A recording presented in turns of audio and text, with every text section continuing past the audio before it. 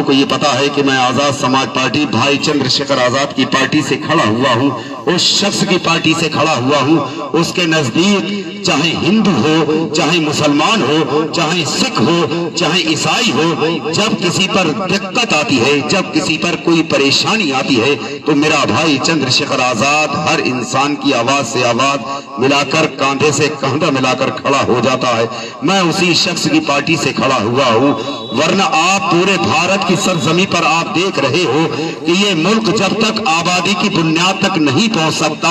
जब तक हम और आप लोग अपने जहन से हिंदू मुसलमान के विचार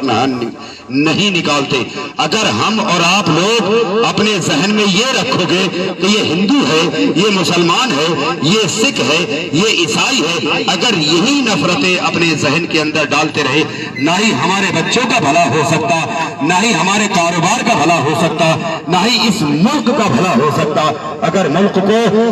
को अगर कामयाबी की बुनियाद पर पहुंचाना है, अगर भारत में अपने बच्चों को अच्छा इल्म देना है, अगर बच्चों की पढ़ाई को अगर देखना है, अपने कारोबार को देखना है, तो हमें सारे लोगों को हिंदू मुस्लिम सिख ईसाई अपने जहन से निकाल कर अपने आप को ये समझना होगा कि जो शख्स अगर बेहतर हमारे सामने आ जाए, उसको बढ़ चढ़कर वोट देने का हमारा काम हो। मतलब चाहे किसी भी पार्टी से हो, अगर उसके विचार अच्छे हैं, उसकी सोच अच्छी है, तो समझ लो कि वो बेहतर आदमी है, अच्छा आदमी है। तो मैं इसी बुनियाद पर भाई चंद्रशेखर आजाद की ऐसी पार्टी से खड़ा हुआ हूं कि इंशाअल्लाह जब किसी पर कोई अत्याचार जुल्म होता है तो बंदा कांधे से कांधा मिलाकर खड़ा हो जाता है। और आज का ये माहौल है कि अगर कोई इंसान अगर किसी मुसलमान की सपोर्ट के लिए अगर खड़ा हो जाता है तो लोग उसको कहते हैं ये मुसलमान है। ये समझ पा रहे हैं? जैसे कि आपने उत्तराखंड के अंदर दीपू, यानी उसका नाम दीपू है, दीपू जब